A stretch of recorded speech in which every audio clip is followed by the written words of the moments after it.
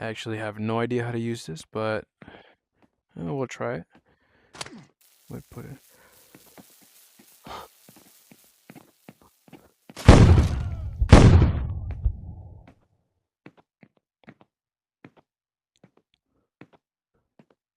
In this video, we're going to do a long and deep dive into all the items and NPCs that are going to be available for Beyond Sandbox.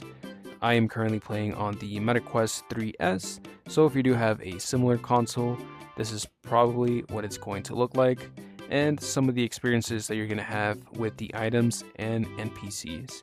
So if you are thinking about buying this game and spending $20 for Beyond Sandbox, make sure you watch this and see if it's going to be worth it. Alright, so the first item that we're going to go for is going to be the melee weapons. It looks like it's going to be separated into 3 different categories. Let's see, clubs, baseball bat, crowbar, and fire axe. Okay, so I won't do much of a dive into the stats or the description, just because I'm not an expert. And it's going to be a long video already, so we'll try to skip through most of... Whoa, that was weird. We're going to try to skip through most of the description. As you can see, all you have to do is click the item, press your back trigger, and then to make it go away, you have to press B. That way you don't have to click it over and over again. So we're going to spawn all 3 items at the same time.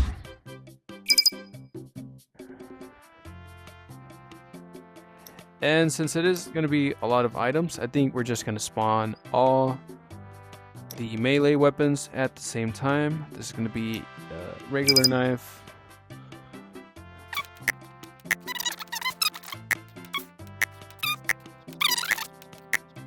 Alright, perfect. So it looks like we actually do have them now here set up.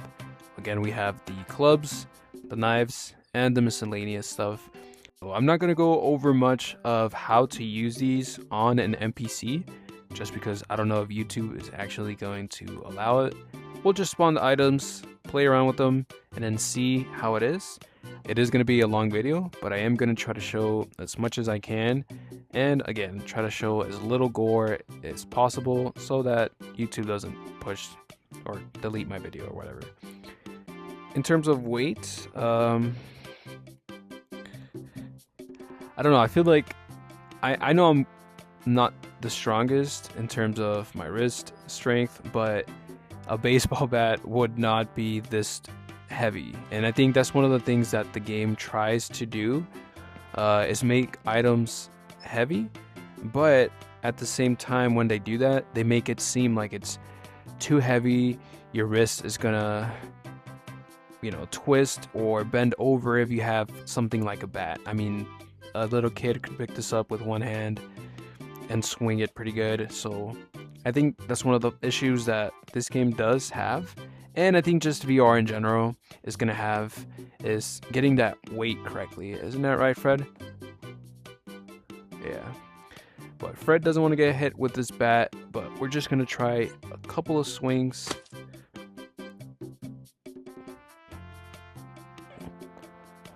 Yeah, okay, we'll try the axe as well. Oh, there we go.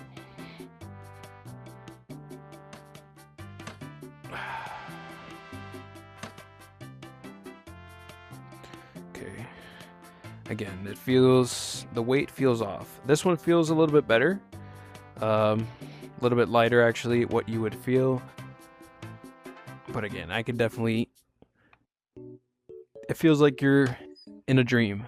I think that's the best way to describe VR melee weapons, is when you're fighting in a dream and you can hit someone really hard, but then for some reason it slows you down. That's kind of what it feels like. Not bad though, but the crowbar, let's see. It is pretty much a straight stick. I don't know. Whoa, buddy, my bad. I don't think it should have cut him that easily, but again, just a game, it's in development. I completely understand. Yeah, it's all right. The swinging feels a little bit better than the other weapons. It feels okay.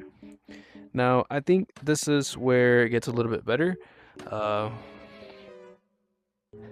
yeah, this one actually feels pretty nice. So I could see where this game modders can actually create a shield, some sort of weapon like this, and you're able to fight people. So if there's any modders that are gonna make games like that, then I mean that's gonna be pretty cool. This feels good. It feels like quite well distributed. The weight, yeah, I don't know how to say it. It feels fine. A knife. Let's see.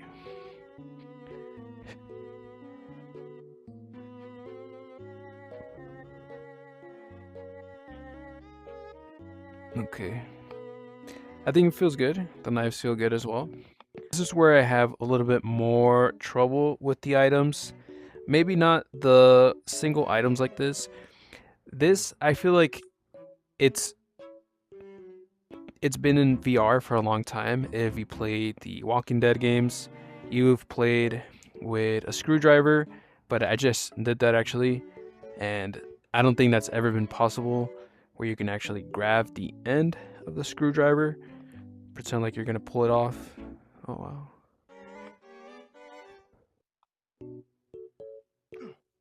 I wonder if you can.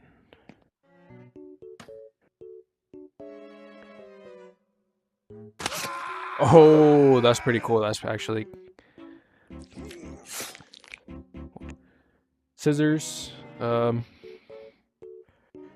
think it'd be cool if you can actually grab and open the scissors, but yeah, you can't really do that. Let's see. At least I don't think you can.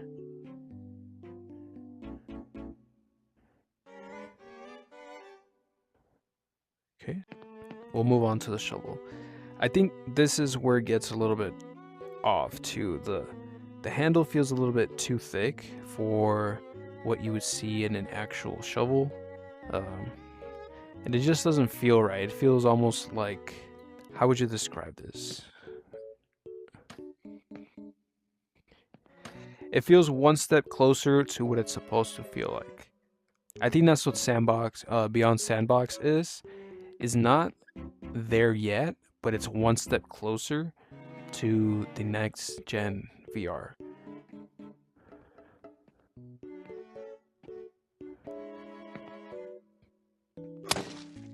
Ooh.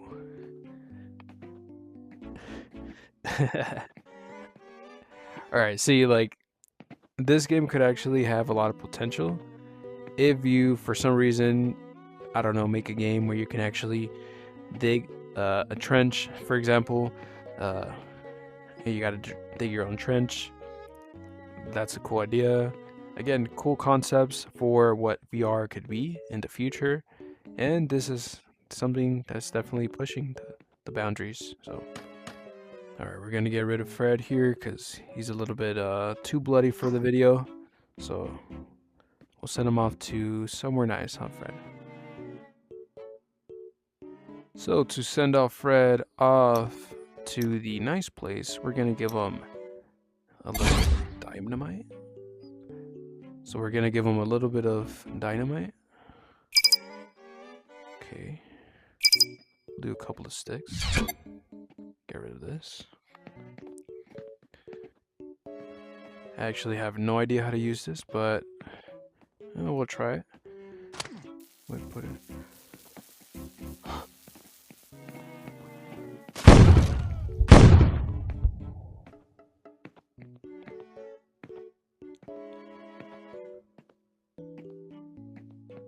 Oh God. Jesus Christ.